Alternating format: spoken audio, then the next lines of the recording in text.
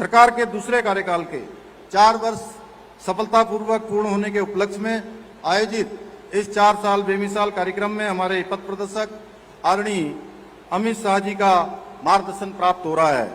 यह आदरणीय प्रधानमंत्री श्री नरेंद्र मोदी जी के दूरदर्शी नेतृत्व और आदरणीय अमित भाई शाह जी की कुशल रणनीति, संगठन कौशल और प्रभावी मार्गदर्शन का ही परिणाम है कि वर्ष 2022 में उत्तराखंड की देवतुल्य जनता ने सभी पुराने मिथक तोड़ते हुए, सभी परिपाटी बदलते हुए भारतीय जनता पार्टी को दूसरी बार प्रचंड बहुमत की सरकार के साथ सेवा करने का अवसर प्रदान किया था।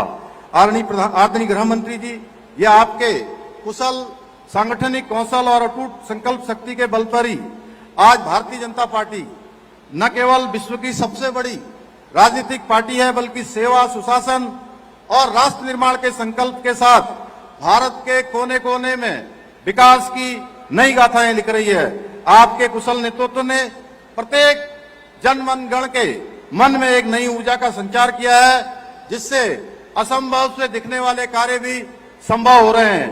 आज आदरणीय प्रधानमंत्री जी के नेतृत्व में और आपके मार्गदर्शन में जहां एक और जम्मू कश्मीर से धारा 370 हटाकर एक भारत श्रेष्ठ भारत के स्वप्न को साकार करने का ऐतिहासिक कार्य किया गया है, वहीं नागरिक संशोधन अधिनियम को लागू कर वर्षों से उपेक्षित हिंदू शरणार्थियों को सम्मान और सुरक्षा का अधिकार दिलाया गया है।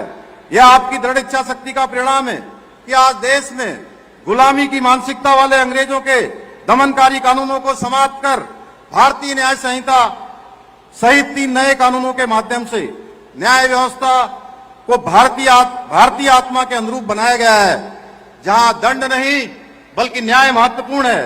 आदरणीय गृह मंत्री जी, यह आपके दृढ़ संकल्प का ही नतीजा है कि आज देश में आतंकवाद, नक्सलवाद जैसी विघटनकारी शक्तियों पर प्रभावी अंकुश लग पाया है।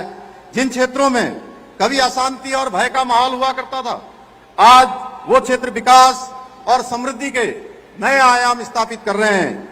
कश्मीर के जिस लाल चौक पर कभी तिरंगा फहराना भी एक चुनौती माना जाता था, आज वहां पूरे गर्व और सम्मान के साथ भारत का तिरंगा लहरा रहा है।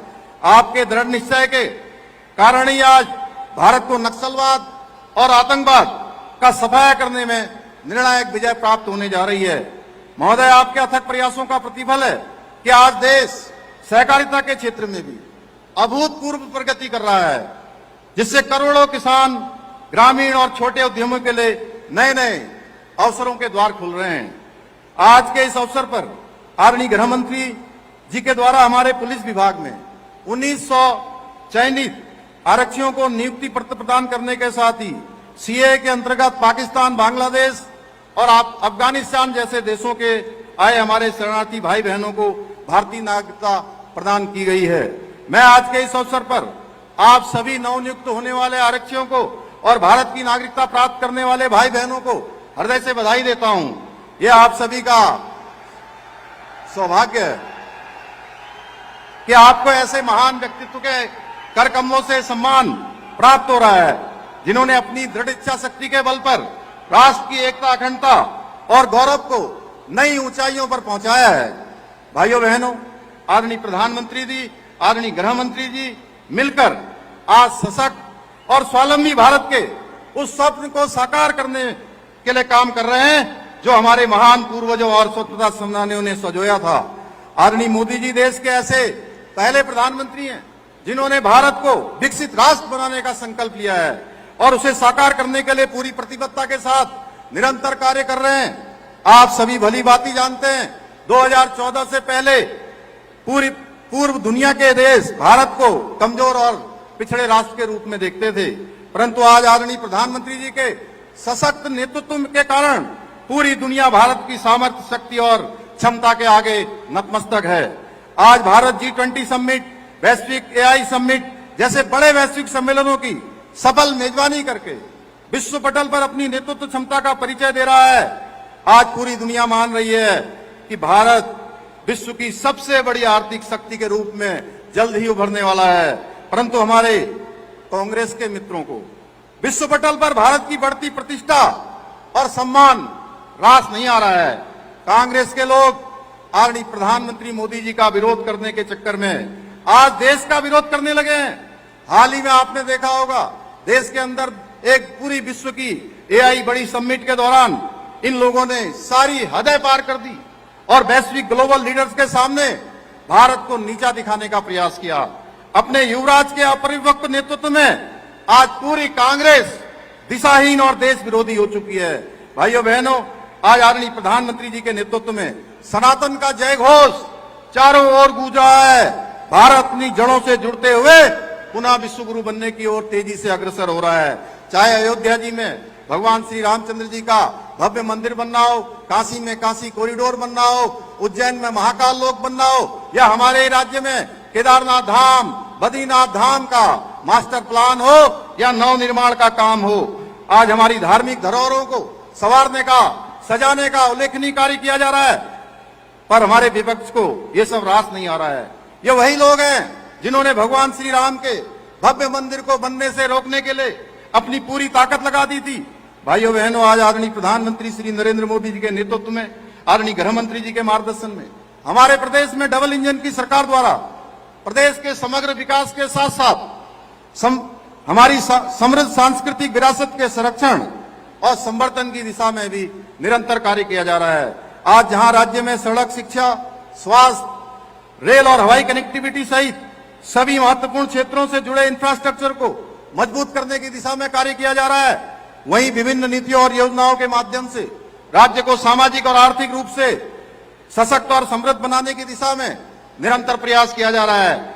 वर्ष 2023 में ग्लोबल इन्वेस्टर समिट का हमने आयोजन किया था। 3,56,000 करोड़ के निवेश समझौते उस समय हुए थे। हमें गर्व है कि पिछले वर्ष आदरणीय गृह मंत्री जी के कर कमलों द्वारा 1 लाख करोड़ से अधिक के निवेश समझौतों को हमने धरातल में उतारने में सफलता प्राप्त की। यह हम सभी के लिए गर्व का विषय है कि आदरणीय प्रधानमंत्री जी के नेतृत्व और आदरणीय गृह मंत्री जी के मार्गदर्शन से बीते 4 वर्षों में हमारे राज्य ने पहली बार कई उल्लेखनीय उपलब्धियों का साक्षात्कार किया है। पहली बार राज्य में G20 वैश्विक सम्मेलन का साक्षी बना, पहली बार राज्य में राष्ट्रीय खेलों का आयोजन हुआ और पहली बार राज्य के खिलाड़ियों ने 100 से अधिक राष्ट्रीय खेलों में मेडल प्राप्त कर अंक तालिका में उत्तराखंड राज्य ने 7वां स्थान प्राप्त किया। पहली बार राज्य में वर्ष भर पर्यटन को बढ़ावा देने के लिए बृहद स्तर पर शीतकालीन यात्रा प्रारंभ की गई।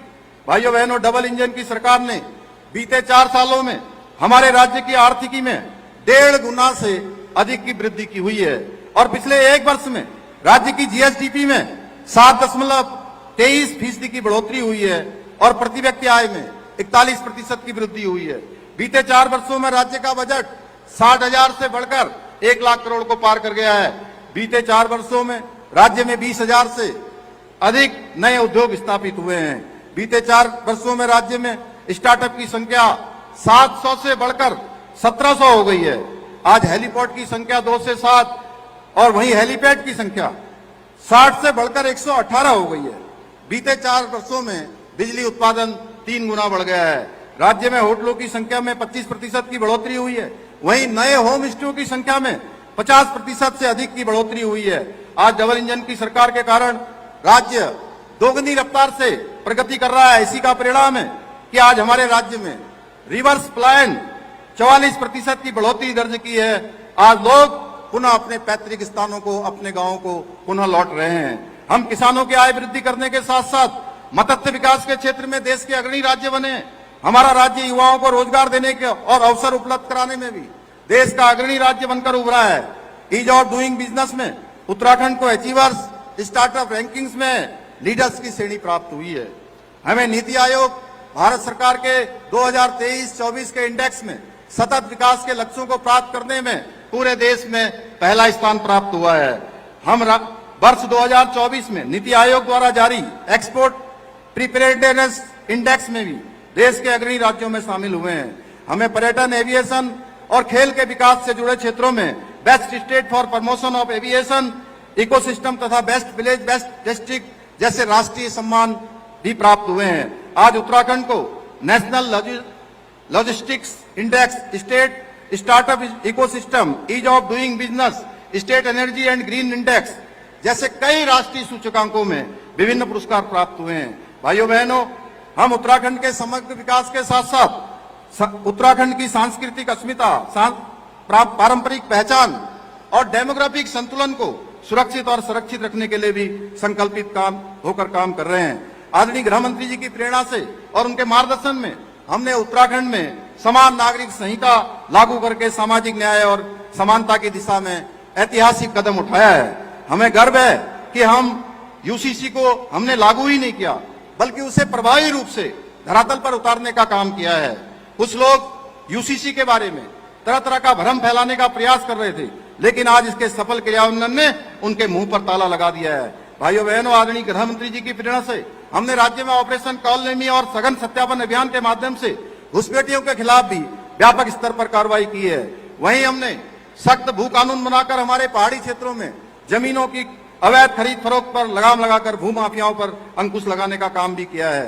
भाइयों बहनों, आज के अवसर पर मैं आप सबसे कहना चाहता हूं कि आदरणीय प्रधानमंत्री जी और आदरणीय गृह मंत्री जी के नेतृत्व में उत्तराखंड का समग्र विकास और देवभूमि के गौरव को पुनर्स्थापित करने वाली डबल इंजन की सरकार चाहिए या विकास के नाम पर केवल अपनी तिजोरियां भरने वाली कांग्रेस। अब ये आपने सोचना है, आपको समान नागरिक संहिता चाहिए या धर्म की आड़ या कानून का मौखौल उड़ाने वाली मुगल प्रस्त सोच चाहिए।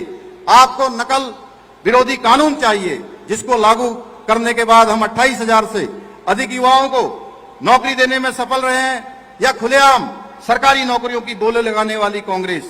आपको देवभूमि के देवत्व और अस्मिता की रक्षा करने वाली भाजपा चाहिए या राज्य में लैंड जिहाद, लब जिहाद जैसे कुकृतियों को खुली छूट देने वाली कांग्रेस चाहिए। आपको धर्मांतरण विरोधी, दंगारोधी कानून या वोट बैंक और तुष्टीकरण की राजनीति वाली ये कांग्रेस चाहिए। आपको मदरसा बोर्ड समाप्त करके सबको एक समान शिक्षा से जोड़ने वाली भाजपा चाहिए या अलगाववाद को बढ़ावा देने वाली कांग्रेस। आज के इस अवसर पर मैं आप सभी को विश्वास दिलाना चाहता हूं कि जब तक उत्तराखंड को हम प्रत्येक क्षेत्र में अग्रणी और आत्मनिर्भर नहीं बना देते, तब तक हम चैन से नहीं बैठेंगे, आराम से नहीं बैठेंगे।